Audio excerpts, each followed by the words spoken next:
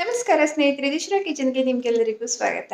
ಇವತ್ತು ನಾವು ಹಲಸಿನ ಹಣ್ಣಿಂದ ಒಂದು ರುಚಿಯಾದ ಸಿಹಿ ಇಡ್ಲಿನ ಹೇಗೆ ಮಾಡೋದು ಅಂತ ನೋಡೋಣ ಬನ್ನಿ.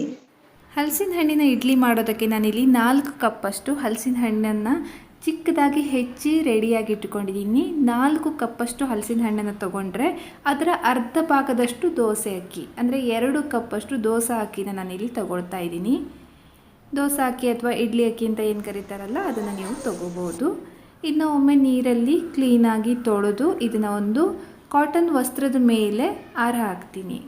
ಸ್ವಲ್ಪ ನೀರೆಲ್ಲ ಆರ್ಕೊಳ್ಳೋದಕ್ಕೋಸ್ಕರ ಅಷ್ಟೇ ಒಂದು ಅರ್ಧ ಮುಕ್ಕಾಲು ಗಂಟೆ ನೀವು ಇದನ್ನ ಹಾಕಿದರೆ ಸಾಕಾಗತ್ತೆ. ಹೆಚ್ಚಿರೋ ಅಂಥ ನೀರೆಲ್ಲ ಕೂಡ ಹೊರಟೋಗುತ್ತೆ. ಸ್ವಲ್ಪ ಡ್ರೈ ಆಗಬೇಕು. ಪೂರ್ತಿಯಾಗಿ ಒಣಗಿರೋ ಅಕ್ಕಿನ ನಾವು ಪೌಡ್ರ್ ಮಾಡೋದಕ್ಕಾಗಲ್ಲ. ಹಾಗಾಗಿ ಇದನ್ನ ಸ್ವಲ್ಪ ತೊಳೆದು ಹಾಕಿ ಡ್ರೈ ಆದಮೇಲೆ ಅರ್ಧ ಮುಕ್ಕಾಲು ಗಂಟೆ ನಂತರ ನಾವು ಇದನ್ನ ಮಿಕ್ಸಿ ಜಾರ್ಗೆ ಹಾಕಿ ತರಿಯಾಗಿ ಮಾಡ್ಕೋಬೇಕು. ಇದರ ಬದಲಾಗಿ ನೀವು ಇಡ್ಲಿ ರವಾನೂ ಕೂಡ ಉಪಯೋಗಿಸ್ಕೋಬಹುದು. ಇಡ್ಲಿ ರವೆ ಆದರೆ ಸ್ವಲ್ಪ ಹುರಿದು ಉಪಯೋಗಿಸ್ಕೊಳ್ಳಿ. ಇಲ್ಲ ಅಂದರೆ ಮನೇಲೆ ಈ ರೀತಿಯಾಗಿ ಅಕ್ಕಿ ತರಿನ ಮಾಡ್ಕೊಳ್ಳೋದು ತುಂಬಾ ಉತ್ತಮ. ಡ್ರೈ ಆಗಿರುವಂಥ ಅಕ್ಕಿ ಏನಿದೆ ಅದನ್ನು ನಾನು ಈ ರೀತಿಯಾಗಿ ಮಿಕ್ಸಿ ಮಾಡ್ಕೊಂಡಿದ್ದೀನಿ. ತುಂಬ ಜಾಸ್ತಿ ಕಡಿನೂ ಅಲ್ಲ, ತುಂಬ ಪೌಡರು ಅಲ್ಲ, ಮೀಡಿಯಮ್ ಆಗಿ ನೀವು ಇದನ್ನ ಮೇಂಟೈನ್ ಮಾಡಿದ್ರೆ ಸಾಕು. ನೆಕ್ಸ್ಟು ನಾವು ಇನ್ನೊಂದನ್ನು ಪ್ರಿಪ್ರೇಷನ್ನು ಕೂಡ ರೆಡಿ ಮಾಡ್ಕೊಳ್ಳೋಣ. ಇದನ್ನ ಆಲ್ಮೋಸ್ಟ್ ಒಂದು 3 ಸ್ಟೆಪ್ಪಲ್ಲಿ ಪ್ರಿಪ್ರೇಷನ್ನು ಅಂತ ಅನ್ಬೋದು. ಒಂದು ಅಕ್ಕಿ ತರಿನ ರೆಡಿ ಮಾಡ್ಕೊಳ್ಳೋದು, ಇನ್ನೊಂದು ನೆಕ್ಸ್ಟು ಈ ತೆಂಗಿನಕಾಯಿ ಮಿಶ್ರಣ ಏನಿದೆ ಇದನ್ನು ರೆಡಿ ಮಾಡ್ಕೊಳ್ಳೋದು. ಅರ್ಧ ಕಪ್ಪಷ್ಟು ತೆಂಗಿನಕಾಯಿನ ತೊಗೊಂಡಿದ್ದೀನಿ. ಅದರ ಜೊತೆಗೆ 2 ಏಲಕ್ಕಿನ ನಾನಿಲ್ಲಿ ತೊಗೊಂಡಿದ್ದೀನಿ ಫ್ಲೇವರ್ಗೆ. ಹಾಗೆ ಇದರ ಜೊತೆಗೆ ಇನ್ನೊಂದು ವಿಶೇಷವಾಗಿ ಫ್ಲೇವರನ್ನು ಉಪಯೋಗಿಸೋದೇನು ಅಂತಂದರೆ ಜಾಯಿಕಾಯಿನ ನೀವೆಲ್ಲರೂ ನೋಡೇ ಇದ್ದೀರಾ. ಇದರ ಒಳಗಡೆ ಭಾಗ ಏನಿರುತ್ತೆ ಇದರಲ್ಲಿ ಒಂದು ಚಿಕ್ಕ ಪೋರ್ಷನ್, ಒಂದು ಸ್ಮಾಲ್ ಪೀಸ್ ಏನಿದೆ ಅದನ್ನು ನಾವು ಕಟ್ ಮಾಡಿ ಈ ಇಡ್ಲಿಯಲ್ಲಿ ಉಪಯೋಗಿಸ್ತೀವಿ. ಒಂದು ವೇಳೆ ನಿಮ್ಮ ಹತ್ರ ಇದು ಜಾಯಿಕಾಯಿ ಇರಲಿಲ್ಲ ಅಂತ ಆಗಿದ್ರೆ ಇನ್ನೊಂದು ಏಲಕ್ಕಿನೇ ಎಕ್ಸ್ಟ್ರಾ ಹಾಕ್ಕೊಂಡ್ರೂ ಕೂಡ ಆಗುತ್ತೆ. ಒಂದು ಸ್ಮಾಲ್ ಪೋರ್ಷನ್ಸು, ತುಂಬ ಜಾಸ್ತಿ ಹಾಕಬಾರ್ದು, ಇದು ತುಂಬ ಸ್ಟ್ರಾಂಗಾಗಿ ಸ್ಮೆಲ್ ಇರುತ್ತೆ. ಸ್ಮಾಲ್ ಪೋರ್ಷನ್ಸ್ ಇಷ್ಟನ್ನು ಹಾಕಿದರೆ ಸಾಕಾಗತ್ತೆ ಜಾಯಿಕಾಯಿನ. ಹಲಸಿನ ಹಣ್ಣಿನ ಇಡ್ಲಿಗೆ ಮಾತ್ರ ನಾವು ಸಾಮಾನ್ಯವಾಗಿ ಜಾಯಿಕಾಯಿನ ಉಪಯೋಗಿಸೋದು. ತುಂಬಾ ಒಂದು ವಿಶೇಷವಾದ ಫ್ಲೇವರ್ ಇರುತ್ತೆ ಇದಕ್ಕೆ. ನಾವು ಇದನ್ನು ಎಲ್ಲ ಅಡುಗೆಗಳಿಗೆ ಬಳಸೋದಕ್ಕಾಗಲ್ಲ. ಸೊ ಕೆಲವೊಂದು ಸೆಲೆಕ್ಟೆಡ್ ಅಡುಗೆಗಳಿಗೆ ಮಾತ್ರ ಈ ಜಾಯಿಕಾಯಿಯನ್ನು ಉಪಯೋಗಿಸ್ಬೋದು. ಜಾಯಿಕಾಯಿ ಒಂದು ವೇಳೆ ಇರಲಿಲ್ಲ ಅಂತಂದರೆ ನಾನು ಹೇಳಿದಾಗೆ ಒಂದು ಏಲಕ್ಕಿನ ಜಾಸ್ತಿ ಹಾಕ್ಕೊಳ್ಳಿ. ಫ್ಲೇವರ್ಗೋಸ್ಕರ ನಾವಿಲ್ಲಿ ಹಾಕ್ತಾ ಇರೋದು ಅಷ್ಟೇ. ಇದರ ಜೊತೆಗೆ ಸ್ವಲ್ಪ ನೀರನ್ನು ಸೇರಿಸಿ ಇದನ್ನ ರುಬ್ಬಿ ರೆಡಿ ಮಾಡ್ಕೊಳ್ಳೋಣ. ಸೊ ಅಲ್ಲಿಗೆ ಹಲಸಿನ ಹಣ್ಣಿನ ಇಡ್ಲಿ ರೆಡಿ ಮಾಡೋಕ್ಕೆ 2 ಸ್ಟೆಪ್ ಕೂಡ ಕಂಪ್ಲೀಟ್ ಆಯಿತು. ಇದನ್ನ ಒಂದು ದೊಡ್ಡ ಜಾರ್ಗೆ, ಒಂದು ದೊಡ್ಡ ಮಿಕ್ಸಿಂಗ್ ಬೌಲ್ಗೆ ಹಾಕ್ಕೊಳ್ಳೋಣ. ಅಕ್ಕಿ ತರಿನೂ ಕೂಡ ಹಾಕ್ಕೊಂಡಿದ್ದೀನಿ. ಹಾಗೆ ಅದರ ಜೊತೆಗೆ ತೆಂಗಿನಕಾಯಿ ರುಬ್ಬಿರೋದನ್ನು ಕೂಡ ಹಾಕ್ಕೊಂಡಿದ್ದೀನಿ. ಇನ್ನು ಮಿಕ್ಕಿರೋದು ಹಲಸಿನ ಹಣ್ಣಿನ ಕಟ್ ಮಾಡಿ ಇಟ್ಕೊಂಡಿರೋದನ್ನ ನಾವು ಹಾಗೆ ಹಾಕೋದಕ್ಕೆ ಆಗಲ್ಲ. ಇದನ್ನು ಮಿಕ್ಸಿ ಮಾಡಿ ಪಲ್ಪನ್ನು ನಾವು ಸೇರಿಸಬೇಕಾಗಿರೋದು.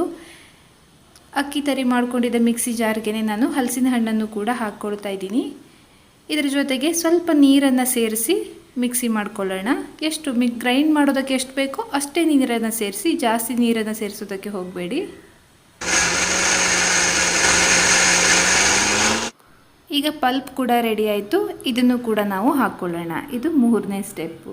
ಸೊ ಫಸ್ಟು ಅಕ್ಕಿ ತರಿನ ರೆಡಿ ಮಾಡ್ಕೊಂಡ್ವಿ, ಆಮೇಲೆ ತೆಂಗಿನಕಾಯಿ ಮಿಶ್ರಣ ರೆಡಿ ಮಾಡ್ಕೊಂಡ್ವಿ, 3ನೇದಾಗಿ ಹಲಸಿನ ಹಣ್ಣಿನ ಪಲ್ಪನ್ನು ರೆಡಿ ಮಾಡಿಕೊಂಡು ನಾವೆಲ್ಲನೂ ಕೂಡ ಒಟ್ಟಿಗೆ ಹಾಕ್ಕೊಂಡಿದ್ದೀವಿ. ಇದರ ಜೊತೆಗೆ ಚಿಟಿಕೆ ಉಪ್ಪನ್ನು ನಾನು ಸೇರಿಸ್ತಾ ಇದ್ದೀನಿ. ಹಾಗೆ ಸ್ವೀಟು, ಇದು ಮೇಯ್ನಾಗಿ ಸಿಹಿ ಇಡ್ಲಿ ಆಗಿರೋದ್ರಿಂದ ಸ್ವೀಟಿಗೆ ನಾನಿಲ್ಲಿ ಬೆಲ್ಲನ ಸೇರಿಸ್ತಾ ಇದ್ದೀನಿ.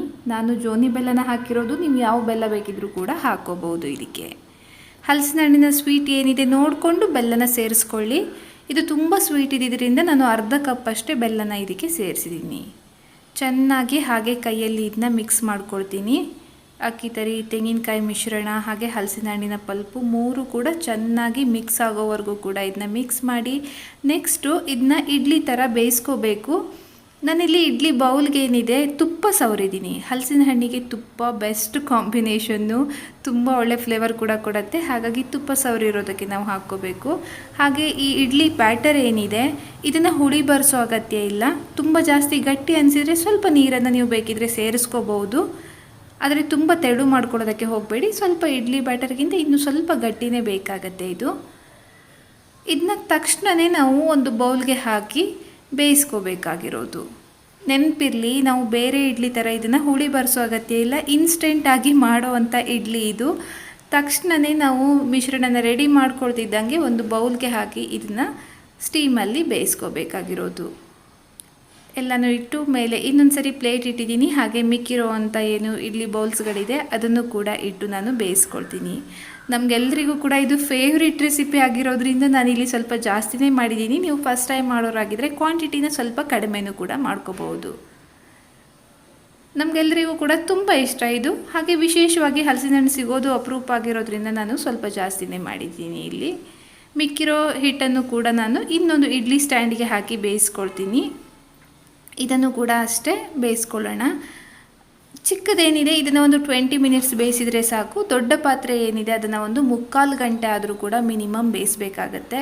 ಇದನ್ನು 3/4 ಗಂಟೆ ನಂತರ ನೋಡ್ಬೋದು ನೀವು ಹೇಗಾಗಿದೆ ಅಂತ. ತುಂಬಾ ಸೂಪರಾದ ಯಮಿ ಇಡ್ಲಿ ರೆಡಿ ಆಯಿತು.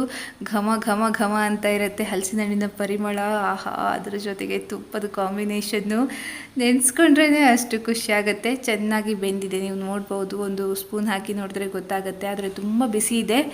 ಒಂದು ಸ್ವಲ್ಪ ಆರ್ಕೊಳ್ಳಿ, ಆಮೇಲೆ ನಾವು ಇದನ್ನ ತಟ್ಟೆಗೆ ಹಾಕ್ಕೊಳ್ಳೋಣ.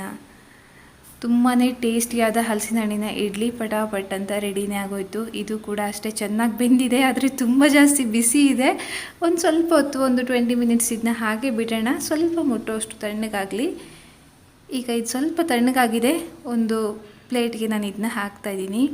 ನೋಡ್ಬೋದು, ಸೂಪರಾಗಿ ಕಲರ್ಫುಲ್ಲಾಗಿ ಟೇಸ್ಟಿಯಾಗಿ ಬಂದಿದೆ. ಸಿಹಿ ಸಿಹಿ, ಒಂದು ಲೈಟ್ ಸ್ವೀಟು, ತುಂಬ ಜಾಸ್ತಿ ಸ್ವೀಟ್ ಹಾಕಿಲ್ಲ ನಾನು. ಲೈಟ್ ಸ್ವೀಟಲ್ಲಿ ಘಮ ಘಮ ಹಲಸಿನ ಹಣ್ಣಿನ ಪರಿಮಳದ ಜೊತೆಗೆ ಮೇಲಿಂದ ತುಪ್ಪ ಹಾಕಿಬಿಟ್ರೆ ಆಹಾ, ಇದರ ರುಚಿನೇ ಬೇರೆ. ಎಷ್ಟು ಉದುರಾಗಿ ಬಂದಿದೆ ನೀವು ನೋಡ್ಬೋದು. ಅಕ್ಕಿ ಕಡಿ ಏನಿದೆ ನಾವು ಮನೆಯಲ್ಲೇ ಮಾಡಿಕೊಂಡ್ರೆ ಈ ರೀತಿಯಾಗಿ ನೀಟಾಗಿ ಉದುರಾಗಿ ನಮಗೆ ಎಷ್ಟು ಬೇಕೋ ಅದೇ ರೀತಿ ಮಾಡ್ಕೋಬೋದು.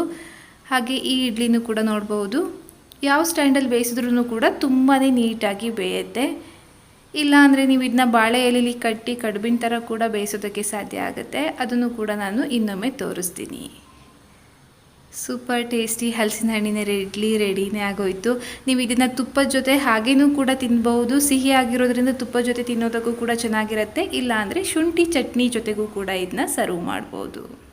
ನೋಡ್ತಾರಲ್ವಾ, ಹಲಸಿನ ಹಣ್ಣಿನ ಇಡ್ಲಿ ಖಂಡಿತವಾಗಿಯೂ ಕೂಡ ಟ್ರೈ ಮಾಡಿ ನೋಡಿ. ಹಾಗೆ ಇವತ್ತಿನ ವಿಡಿಯೋ ಕೂಡ ಒಂದು ಇಷ್ಟ ಆಗಿದ್ರೆ ಒಂದು ಲೈಕ್ ಮಾಡಿ, ಹೊಸಬರಾಗಿದ್ದರೆ ಸಬ್ಸ್ಕ್ರೈಬ್ ಮಾಡಿ. ಅನಿಸಿಕೆಗಳನ್ನ ಆಸ್ ಯೂಶುವಲ್ ಕಮೆಂಟಲ್ಲಿ ತಿಳಿಸಿ. ಸಿಗೋಣ ಮುಂದಿನ ವಿಡಿಯೋದಲ್ಲಿ. ಅಲ್ಲಿವರೆಗೆ ಧನ್ಯವಾದ.